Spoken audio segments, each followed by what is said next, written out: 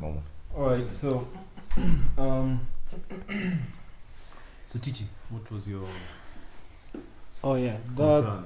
Yeah, like my question or concern is, so you are a Christian, but then you do some stuff, then, or does the knowledge, how much you know about Jesus Christ, because a Christian is someone who follows Christ. So if you know, like, that your Jesus Christ, or the Jesus Christ that you know does certain things, that is what you will do, because you will follow just those things.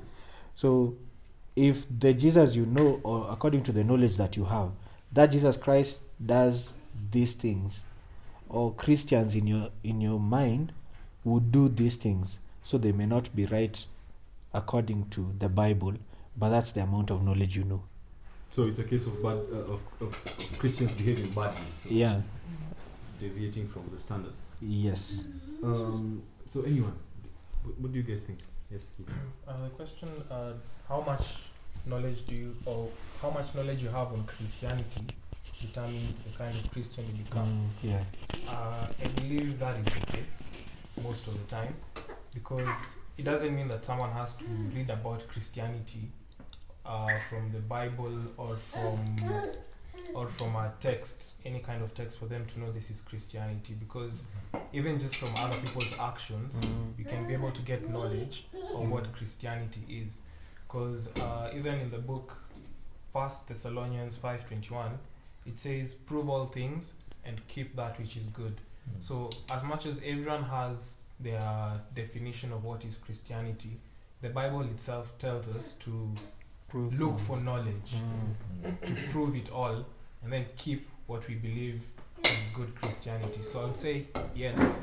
So in a sense, sorry to just make this clear, if I got you right, yeah, is Christianity is more or less like almost close to a scientific process where you are testing as let me call it the assumptions. It's a thesis.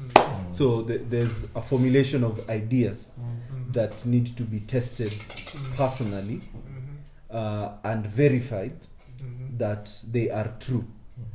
And because Christianity is open to that, that means some people then, Christians, call themselves Christians, can then base some of the discussions, some of the can test the ideas and come up with wrong conclusions, so to speak, and they end up doing bad, what is considered to be morally bad, in a sense.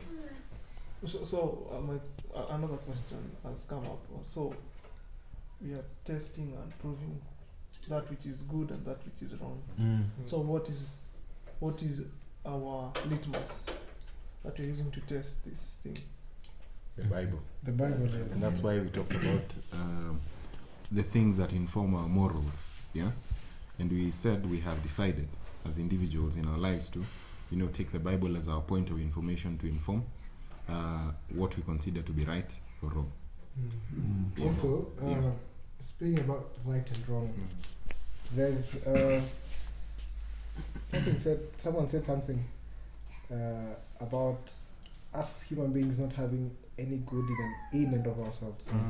We don't have the ability to do good. And pegging this to Christianity or to Christ, that is the source of our goodness.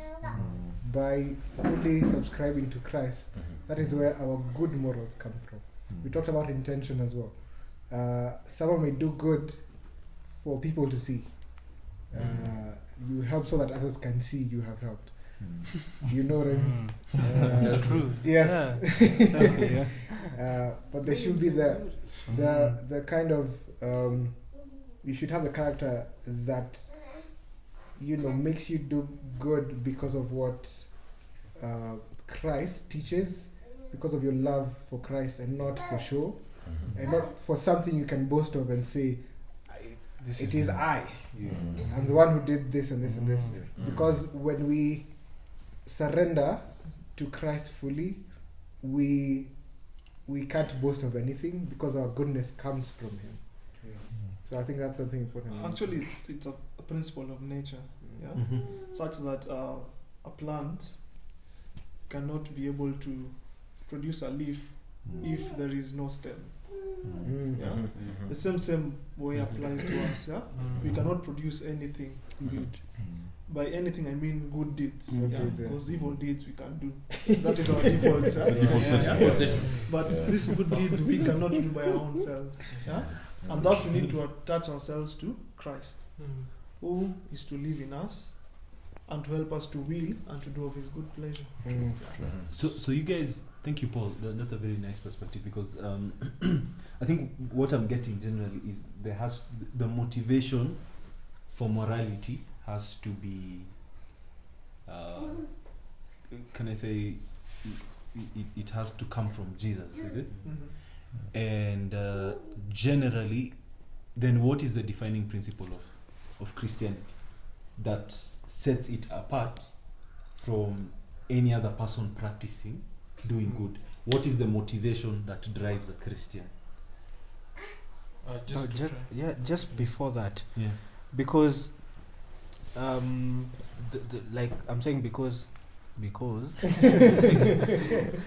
I think maybe we have not really answered that. Some people call themselves Christians, but then they still do wrong things. Are we saying that those guys are detached? So how do you tell someone who is attached? Or like, my question is, so can you still claim to be a Christian? You probably think you're doing right or you're doing good things, but then you are not attached or to Christ, so because you still do bad things. Yeah. We look at the church in the Middle Ages. Yeah. The Yes. Dark Ages of the- Yeah. The church was the Christians were the ones persecuting everyone else, and they were doing things, even countries right now are looking back and say, hey, hizo vitu zilikuwa mbaya, hata si hatuwezi do vitu kama hizo, so we have to lay rules so that we prevent what Christians were doing, so does that mean they were not Christians? Interesting question.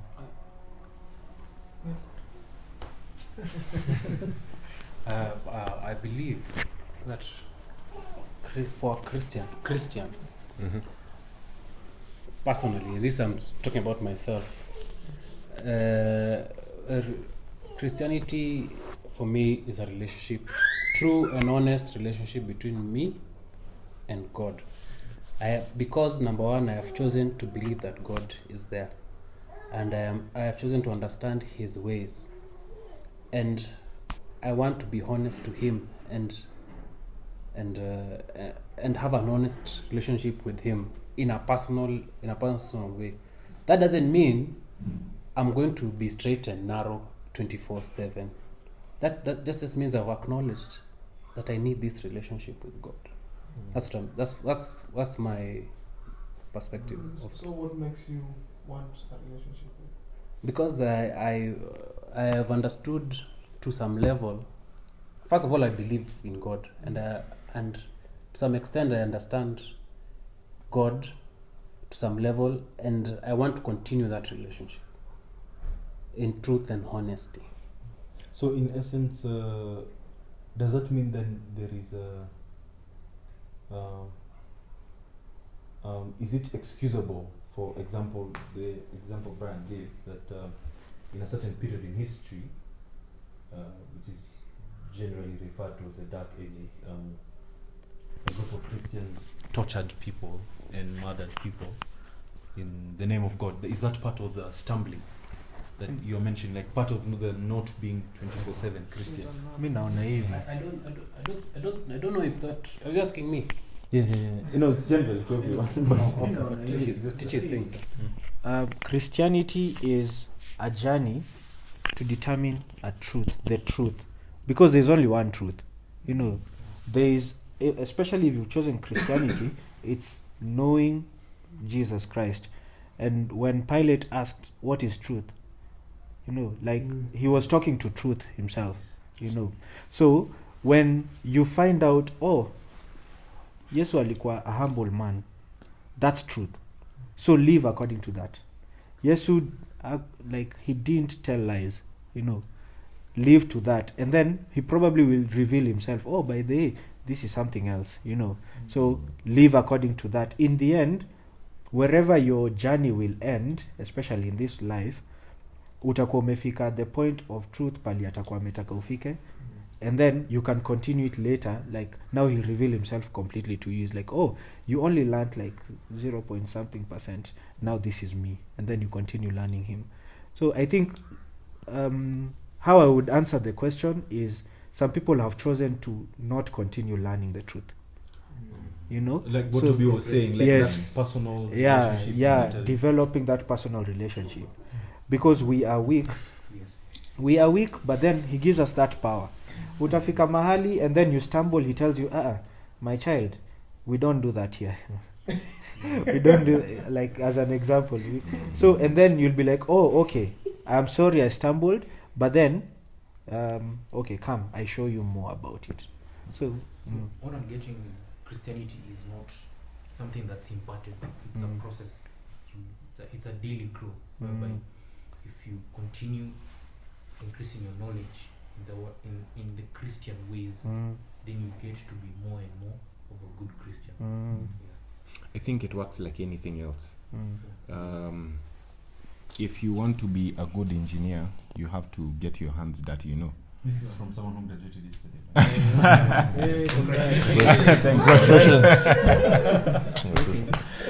And the same applies to, like, say for example, negative things. For example, you become a good liar by lying consistently. Yeah, that's the same thing with Christianity. You become a better Christian by being a Christian.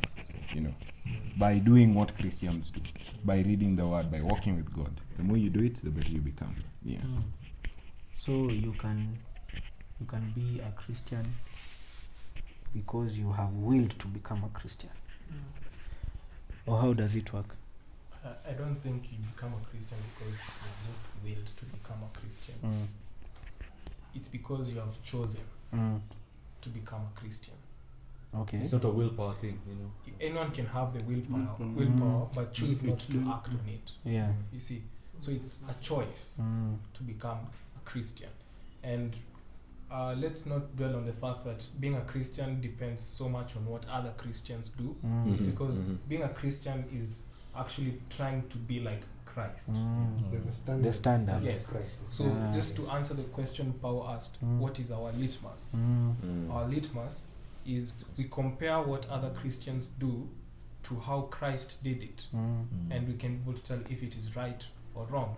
And also from that we get to answer the other question, how we know this is a Christian, this person claims to be a Christian, but what they're doing is actually not, it's actually bad, It's not like according Christ. to how Christ Christ did standard. it. You see, so we had left so many of those questions hanging, but I'm glad that we've Tying been it. able to tie it up Yeah, true. by defining what being a Christian actually really means. So love is the intention, like love is Yeah. the motivation. The Yes, way so I'll just get into that one the now. way Christ tied it up, you know. Of course, it's commandments. Live within these commandments, but you can't do it. You know, you are weak in and of yourself. Yeah.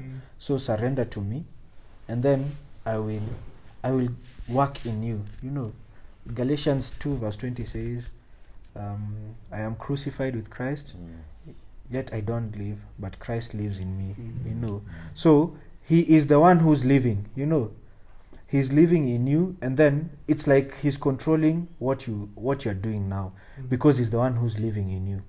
But you're not like a robot, because you have chosen, okay, now I have chosen to live like this guy. So he is the one, oh, okay, umepanga hivyo, sawa, now let me enable you to do those things. So you're not doing it out of watu watanionaje, you know. Hey, nikifanya hii nitajiashame kwa society, you know. Or if I do this nitakuwa standard kwa hii society, everyone will love me, you know, and then stuff like that. So you think he's still relevant today? He is. I believe so. Because, you know, look at the other side. Like, there's so much pain in a life of, you know, your own free will, living your own free will, you know, making your own choices. Like, it's unbearable. Some people go through life living, you know, fanya vile unataka. And in the end, You only live once.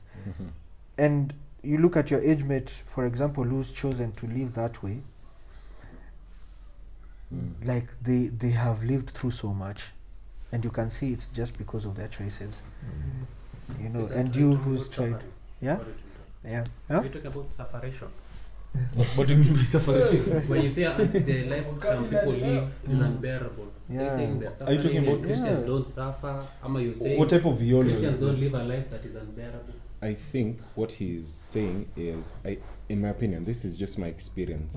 It saves you a lot of things Yeah. that could land you in trouble. You know, Yes. I have so many friends who've been arrested over things that I have not been arrested over. For example, you know, I have friends who are dealing with alcoholism. But because I know from the start as a Christian, the Bible says don't do A, B, C, and D, and it is my moral compass. It saves me a lot of, you know, Pain. headache. So that's the separation. He's Yeah. talking The about. separation. Yeah. Do you say I me think to there's, suffer? there's another bit to it Mhm. as well, Mhm. in terms of hope. Yeah. Yeah. Someone who doesn't believe in God Exactly. may not have anything to look forward to should life, you know, Be cut short. yeah, Yeah. become hard. Yeah. Vis-a-vis someone who has hope in Christ. They have something they believe in. They have hope. It's like When an you remove anchor. hope from someone, there's no will to live or to do Yeah. anything. And that's where you have people becoming suicidal, Yeah. you know, just wanting to end everything. But there's the aspect of hope in this that I think, even for a Christian, should you go through a rough patch in life, you somehow have an assurance that someone, This is not the end. yeah, this is not the end. This is not Someone what is you watching over always you, have to and go through. yeah. And think about it. Sometimes when you're going through a rough patch and you forget about God, hata kaa ni kidogo tu, achana na shingo yote. Rough patch. Wow. If you go through a rough changes, like, and Ni watu wa patch wako wengi. Watu wa patch. changes. Watu wa changes. So if you go through a rough patch in your life, and then you during that period just forget about God and work at going through it, it becomes more challenging to you, you know. And then eventually you're like, so I give up. God, you can take over. And then you're like, yeah, why didn't I do that before? You know, I've been struggling up. That period becomes tougher. Ukiachilia God, you know. And I'm not saying that kuna perfect Christians wenye all the time wameshikilia tu hapo. Discouragement almost always comes, you know. And think about your life as a Christian. That time when you just let go of Christ, you also now start going, you know, Astray. una go astray, and your challenges become so much. But ikifika hiyo time useme, now I've just surrendered, wacha ikae. Even just that surrender gives you a peace of mind. Uko like, oh yeah, now I've left it, you know. And I think it's because Christ, like, he really loves us, you know.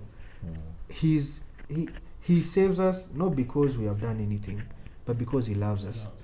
And if you have that principle in your life, you will look at someone and see, oh, this is someone who Christ loves, so I will also do good to them, you know. I love them the same, so now I will treat them the way Jesus would treat them, you know. So the basis of behavior, good moral behavior, Yes. acceptable moral behavior. Do we have something to say? I was saying when teacher was saying surrender, when you surrender to God, is it surrendering because you know God will sort you out? Or is you surrendering because you know God is always right? Because you know he loves you.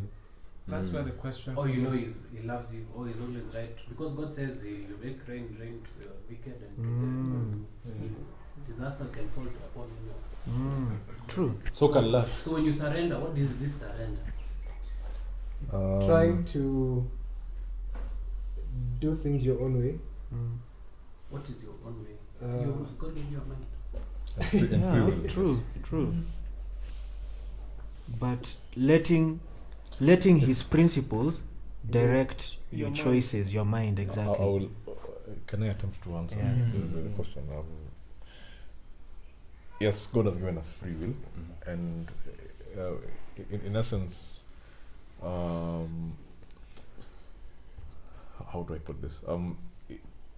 Surrendering that free will to Him is the ultimate response of love, because John 3:16 says, "For God so loved the world." The basis of Him doing all these things for us is because He loved us. So our response to Him is that submission, that I'm giving you this free will of mine. That yes, I know I can do whatever I want, but I will constrain my actions and whatever to whatever your will is for me. And even if you look at how human love is set up, yes, in as much as you have given the other person freedom to do whatever they want to do, it definitely feels nice when this person does things that please you other than things that offend you. Yeah. That's true. Yeah, so I think back to I think the summation of what we are saying is morality. The question of morality is, of course, there is good and bad, and there has to be an acceptable standard through which, or the lens through which the morality is interpreted. And our lens for us is the Bible.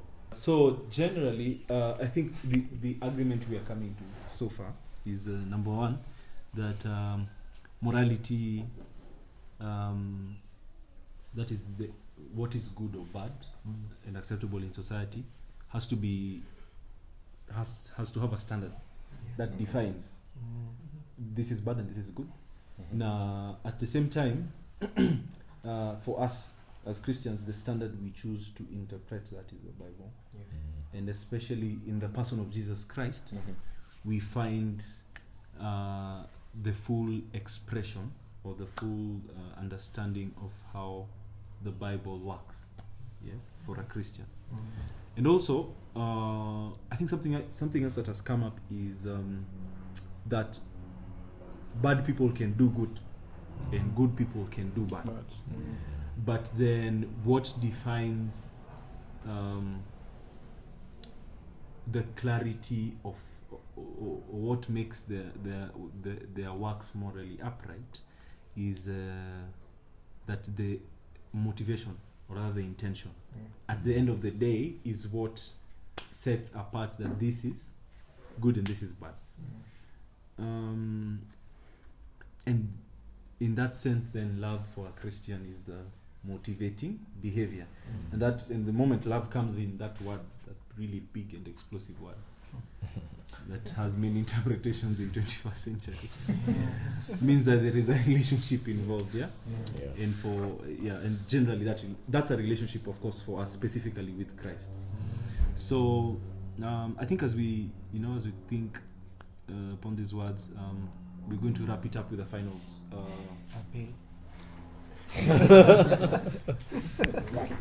Final song.